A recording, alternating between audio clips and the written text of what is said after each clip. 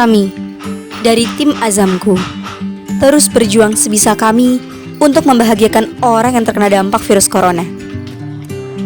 Kami sadar, resiko yang kami hadapi bukanlah sepele. Karena kami berhadapan dengan makhluk Allah Subhanahu wa Ta'ala yang tidak bisa dilihat dengan mata telanjang. Akan tetapi, hati kami tidak bisa diam saja melihat begitu banyak orang yang terkena dampak virus COVID-19. Ya, corona. Kami sadar, kamu hanya melaksanakan tugas dari Allah Subhanahu wa Ta'ala. Kami tidak masalah dengan kehadiranmu. Karena dengan kehadiranmu, kami merasa begitu lemah. Yang selama ini kami terlalu sombong dan merasa kuat. Ya Allah, ampuni semua dosa kami. Amin. Terima kasih kepada sahabat yang telah mendukung program Azamku. Terlebih, kami ucapkan terima kasih kepada para dermawan yang telah berdonasi di Azamku. Semoga Allah membalas semua kebaikan kalian dengan surga. Dan semoga Azamku dapat terus berbagi. Kami mohon doa supaya diberikan kesehatan agar selalu bisa menebar kebaikan kepada mereka yang sedang membutuhkan. Wabarakatuh. Alhamdulillahirabbil alamin wassalatu wassalamu ala asrafil anbiya'i wal mursalin sayyidina Muhammadin wa ala alihi wa sahbihi ajmain. Rabbi shrah li sadri wa yassir li amri wahlul 'uqdatam min lisani yafqahu qawli, amma ba'du. Donatur dan sahabat Azamku yang insyaallah dirahmati Allah Subhanahu wa taala, hari ini kita tanggal 26 Desember 2020 bertepatan di penghujung akhir tahun, yaitu di hari Sabtu. Kita akan berkumandang satu hari bersama yatim, dan memang harusnya hari Kamis kemarin, cuman dikarenakan ada kondisi dari bunda yatimnya itu tidak bisa, jadi kita undur di hari Sabtu sekarang ini ya. Dan hari ini saat ini kita akan adakan dua program. Yang pertama untuk pemberian sembako, santunan kepada anak yatim, dan yang kedua itu kita akan berikan paket sembako untuk ibu-ibu duafa di pengajian ya, tempatnya itu di Jalan Baitullah, di belakangnya Giant Canton. Nah, hari ini spesial hari ini, jadi kita tetap memberikan nilai belanja pada ibu ini senilai Rp250.000, dan untuk santunan kepada anaknya tidak terlalu besar seperti kemarin, tapi Rp100.000. Jadi total yang kita berikan Rp350.000.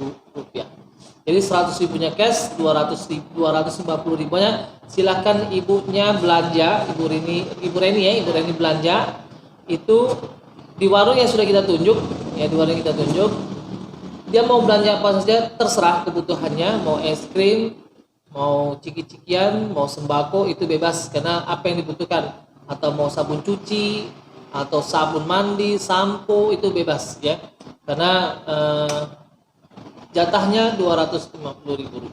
Baik, sebelum kita mulai acaranya, kita akan sedikit bertanya dengan Ibu Reni ya. Ya, sedikit bertanya tentang kehidupan Ibu Reni, ya kan?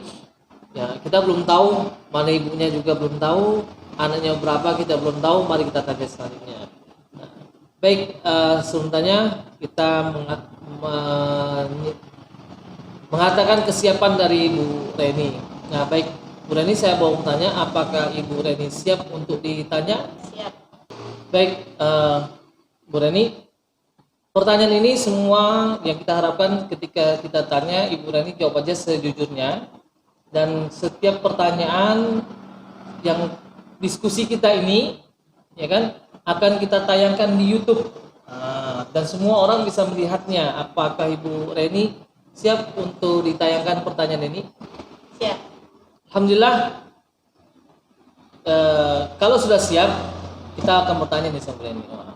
Ini agak-agak sedikit ini ya, sensitif ya, cuman nggak apa-apa sih, jujur aja ya. Nah, Bu Reni kalau boleh tahu anaknya ada berapa? Ada 3. Alhamdulillah ada 3 ya. Itu masih kecil semua atau sudah yang besar? Terus ceweknya berapa, cowoknya berapa, Bu?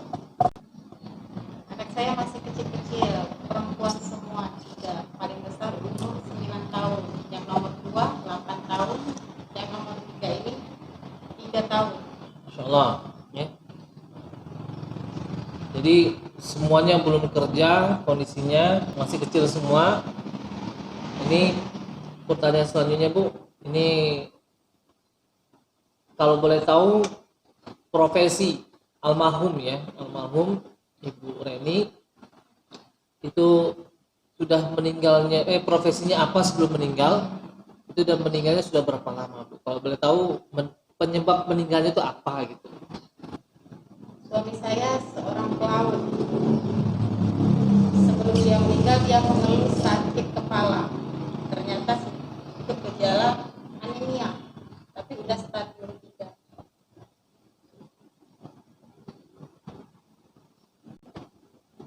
Stadium 3 ya. Jadi itu meninggalnya di pas lagi laut atau meninggalnya di rumah sakit atau di rumah?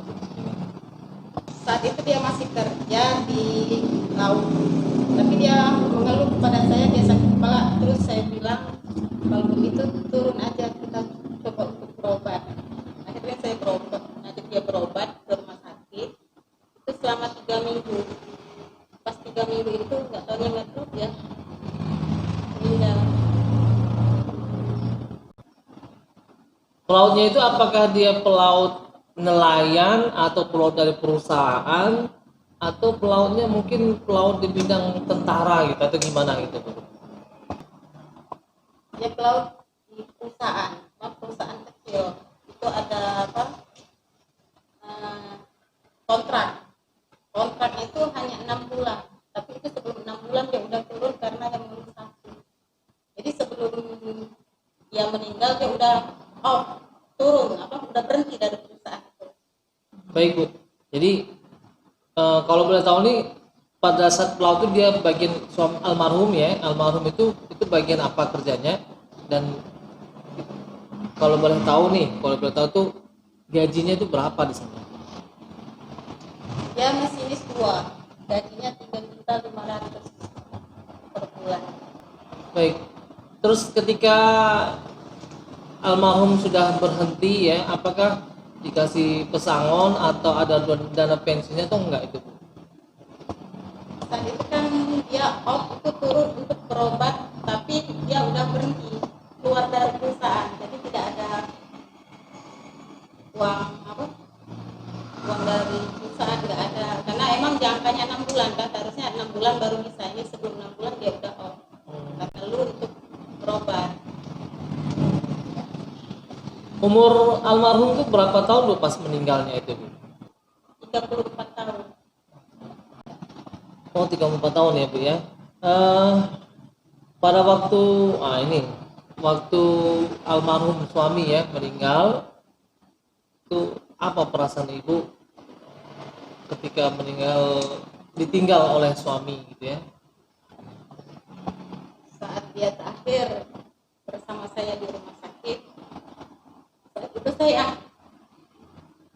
membimbing dia dan mengingatkan dia dengan Allah lagi Allah. Entah saat itu setetes air mata saya tak mengalir, karena saya sudah tahu kok dia meninggalkan saya saat itu.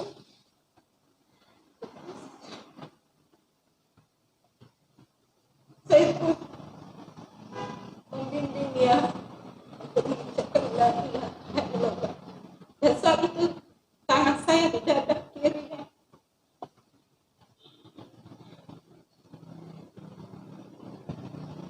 Melihat detak jantungnya yang tak kali saat dia pergi di hadapan saya dengan menyebut la ilaha illallah.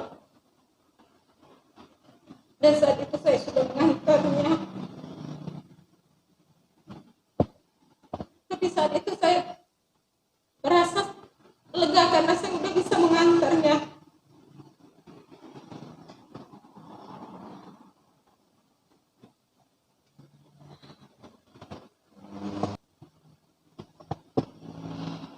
Baik, ini mohon maaf, ini memang ketika kita ditinggalkan semua orang yang dicintai, saya merasakan apa yang ibu rasakan ya. Saat itu saya juga lagi hamil besar, anak saya 9 bulan. Saat itu terakhir sebelum dia meninggal 3 hari dari itu, dia bilang, gimana saat kamu lahir nanti mah? Saya bilang,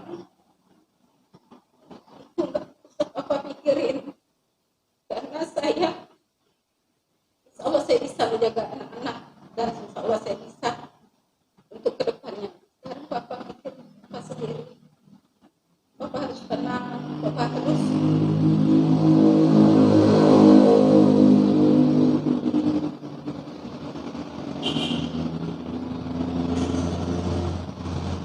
pikirin diri Bapak, karena saya dan anak-anak ada yang jaga. Kita berlindung kepada Allah dan kita pasrahkan semua kepada Allah.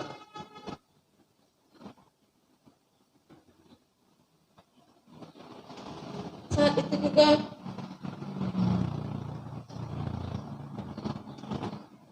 suami saya begitu tenang saat dia telah mengetahui saya begitu mengatakan itu, dan dia bilang, nanti mas siap-siap kita akan pergi, dia bilang begitu. Pas hari Minggu setelah dia, itu kan kejadiannya hari Jumat, mau apa? Bukan cuci darah, apa sih? Mau nambah darah. Nah, 3 hari itu dia bilang kayak gitu. Nah, pas hari Minggu, entah mengapa saya bisa merasakan kalau dia mau pergi jauh, takkan kembali. Nah, saat itulah saya mau kemana-mana nggak boleh pergi. Tangannya selalu memegang tangan saya, selalu melepas tangan saya, gitu biasanya merebut tangannya. Dan saya mencium tangannya. Ya sudah, tangannya lemas. Setelah tangannya lemas, tangan saya ke dadanya. Dan saat itu saya membisikkan kalimat la ilaha illallah dan selalu mengusap dahinya. Dan pas ketiga kali dia menyebut la ilaha illallah, detak jantungnya semakin menghilang, semakin kecil. Dan saya merasakan dia udah pergi bersama seseorang, tapi siapa? Tapi saya bisa merasakannya. Tapi entah mengapa saat itu saya merasa lega karena saya bisa mengantarnya. Semoga suami saya husnul khotimah dan ditempatkan di surganya Allah.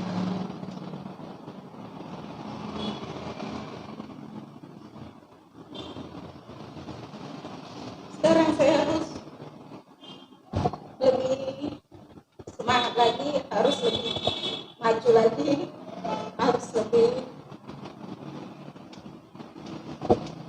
melihat anak-anak. Saya merasa masa depan dia lebih penting dibanding masa depan saya. Pendidikan dia lebih penting dari saya. Semoga anak saya menjadi anak-anak yang solehah.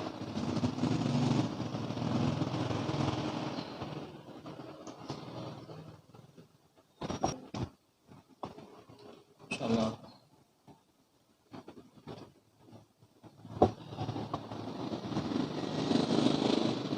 Saya nggak bisa berkata apa ya, karena ketika kita merasakan sudah tahu betul akan ditinggalkan, dan orang yang akan meninggalkan itu orang yang paling kita cintai, ya harapan kita memang satu-satunya adalah membimbingnya, mengatakan la ilaha illallah. sampai dia terucap la ilaha illallah. Karena Allah itu paham ketika sakaratul maut kondisi kita sangat luar biasa susah. Makanya Allah tidak mempersulit perkataan. Tidak ada huruf B, tidak ada huruf Z, dan tidak ada huruf yang lain kecuali la ilaha illallah. Jadi mulut ini tidak ada untuk membisu. Sederhana, ya. La ilaha illallah. Tapi harus dibimbing, ya. Dan syaitan itu akan menggoda manusia sampai menjelang sakaratul maut. Jadi ketika ada manusia yang sudah menjelang ajalnya, semua syaitan itu berkumpul. Dia menyerupai orang-orang yang terdahulu. Karena orang yang meninggal itu dia selalu dalam keadaan kehausan. Haus yang sangat luar biasa. Ya kan? Makanya syaitan itu selalu memberikan air yang sangat dingin, kelihatannya dingin gitu ya, sejuk gitu. Makanya kalau orang meninggal tuh bibirnya biasanya kering. Disunahkan ketika kita tahu untuk orang yang sudah meninggal, disunahkan di bibirnya itu dikasih air. Itulah fungsinya untuk menghalau syaitan yang menggodanya tadi, dikasih air gitu. Jangan sampai kering. Kan? Yang kedua, syaitan menjelma dan mengatakan, saya nenekmu yang sudah meninggal lebih dahulu. Saya meninggal dalam keadaan kafir. Ikutlah saya. Sebenarnya Allah itu tidak ada. Kan? Ini syaitan menggoda dari ujung kaki sampai ujung pala. Nah, makanya kita harus membimbingnya. Dia mendengar kita, tapi dia nggak bisa membalasnya. Makanya kita membimbing la ilaha illallah, ya, agar dia mendengar kata-kata la ilaha illallah. Kan? Nah, tindakan ibu itu sudah benar, membimbing, ya kan? Terus, karena nggak boleh kita ketika kita sudah tahu betul orang yang bakal meninggal, nggak boleh kita tinggalkan. Ya, kita bimbing sampai bibirnya mengucapkan la ilaha illallah. Ya. Allah, saya betul-betul memahami ya. Cuman saya masih ada satu pertanyaan, Bu. Boleh nggak? Boleh ya. Sekarang waktu almarhum belum meninggal, otomatis almarhum lah ya yang paling besar membiayai hidup di rumah makan, listrik, semuanya gitu ya. Nah, sekarang kan almarhum sudah meninggal dan kita dengar tadi bahwa almarhum tidak mendapatkan pensiun atau kompensasi karena harus 6 bulan. Ternyata sebelum 6 bulan almarhum sudah keluar ya. Mungkin perusahaan nggak salah juga, Iya. ya kan? Nah, pertanyaannya, sekarang ini yang membiayai kehidupan anak, sekolah, makan, listrik, ya, terus dan lain-lain itu siapa, dan sekarang ini pekerjaan ibu ini sebagai apa gitu? Saya sejak suami meninggal tidak kerja karena saya melahirkannya kecil ini sampai sekarang saya nggak bekerja. Terus saya selalu bilang karena rezeki itu dari Allah. Semoga akan memberi dan Allah akan menjatuhkan rezeki itu dimanapun kita berada, sudut manapun. Rezeki itu tak pernah putus. Dan saya yakin semua rezeki itu dari kita oleh Allah.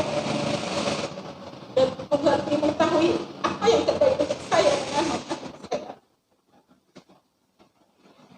Karena saya selalu memohon dan meminta kepada Allah, karena Dia yang Maha Pengasih, Maha Penyayang. Karena Dialah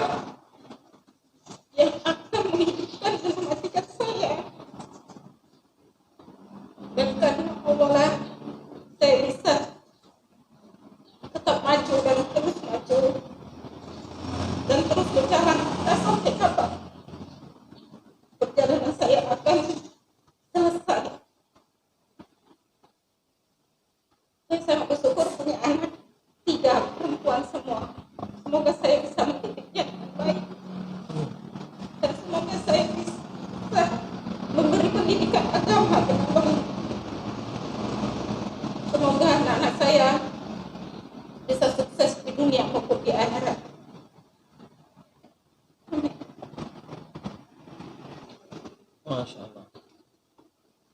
Jadi istiqomah ya, yakin sama Allah itu penting. Banyak orang yang tidak yakin sama Allah.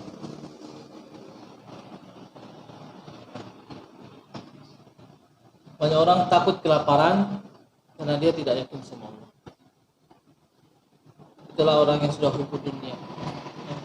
Ketika kita bekerja, ketika kita hidup di dunia ini hanya impiannya hanya uang, harta, jabatan, tahta. Ya, tahta itu jabatan ya.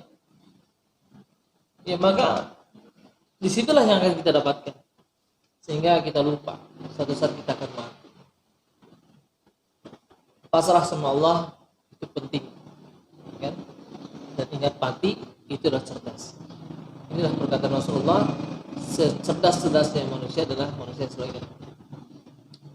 Nah, baik, ini kita sudah sedikit ya, mendengarkan penjelasan dari dunia ini. Masya Allah, sangat menyentuh di hati ya, luar biasa.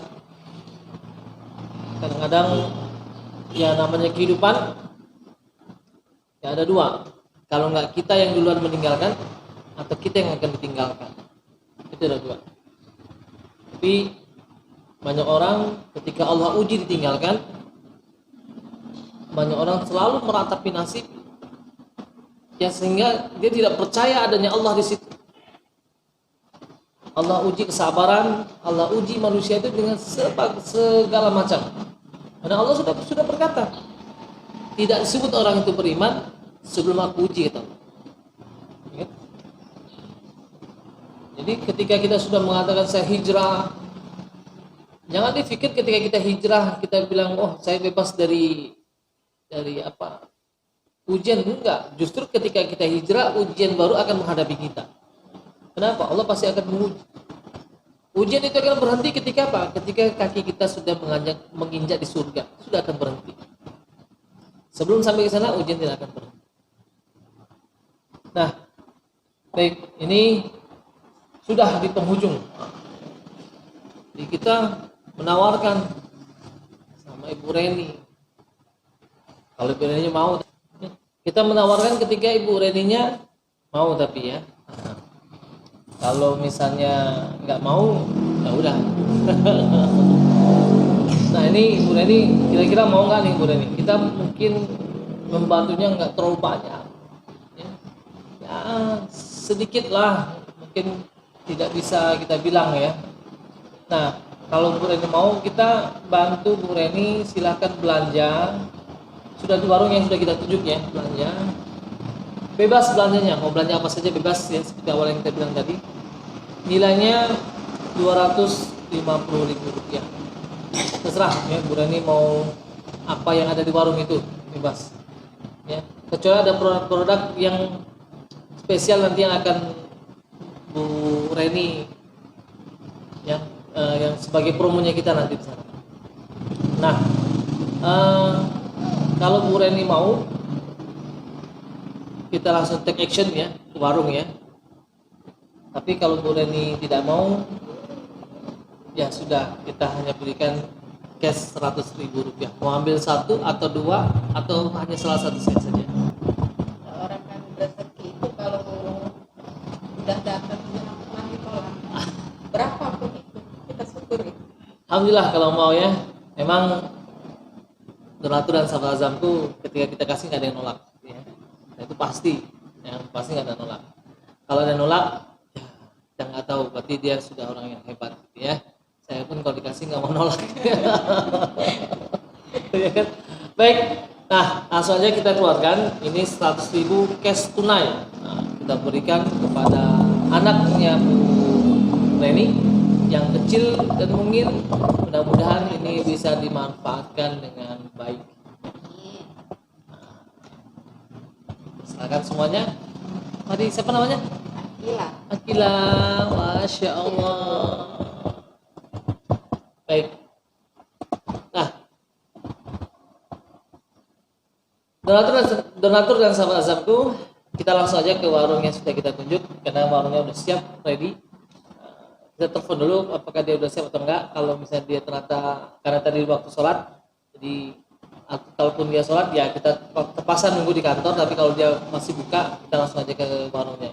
Itu saja dari kita. Assalamualaikum warahmatullahi wabarakatuh. Menyantuni anak yatim merupakan tindakan terpuji lagi mulia. Anak yatim secara tegas dilarang oleh Allah Subhanahu wa taala untuk disakiti. Sebagaimana yang tertuang dalam Quran surat Al-Maun ayat 1 sampai 2. Tahukah kamu orang yang mendustakan agama? Maka itulah orang yang menghardik anak yatim.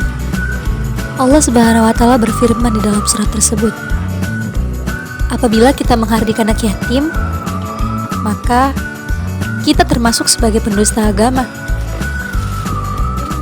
Hal itu tentunya berhasil membuktikan bahwasanya kedudukan anak yatim di mata Islam tidak bisa disepelekan. Oleh karena itu, agar kita tidak termasuk sebagai pendusta agama, maka tim azamku bergerak untuk menyantuni anak yatim. Tim azamku memberikan uang tunai senilai Rp250.000 tiap anak untuk dibelanjakan keperluan mereka. Sedekah adalah perilaku terpuji yang tentunya sudah tidak asing lagi di telinga kita. Sedekah berasal dari bahasa Arab yang artinya adalah pemberian seorang muslim kepada orang lain secara sukarela dan ikhlas tanpa dibatasi oleh waktu dan jumlah tertentu. Sedekah lebih luas maknanya daripada zakat atau infak. Karena sedekah tidak hanya berarti mengeluarkan atau menyumbangkan harta. Pada riwayat lain juga dijelaskan bahwasanya ada seorang laki-laki yang bertanya kepada Nabi Muhammad SAW, perbuatan apa yang terbaik di dalam Islam? Kemudian Nabi menjawab, kamu memberi makan kepada orang lain. Hadis riwayat Bukhari dan Muslim. Rasulullah SAW bersabda, aku dan orang yang menanggung anak yatim kedudukannya di surga seperti ini. Kemudian beliau SAW mengisyaratkan jari telunjuk dan jari tengah beliau SAW serta agak merenggangkan keduanya. Hadis riwayat Bukhari.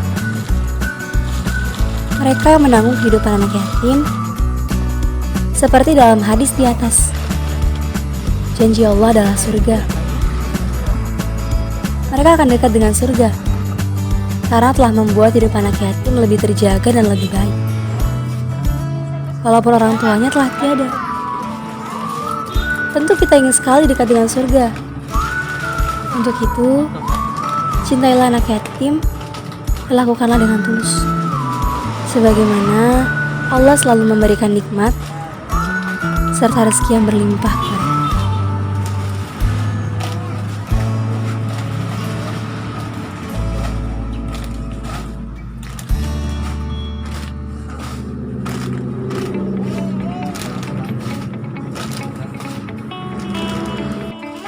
Kita uang cash kita bayarkan.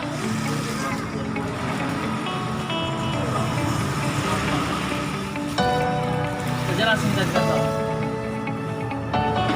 Dan kantor.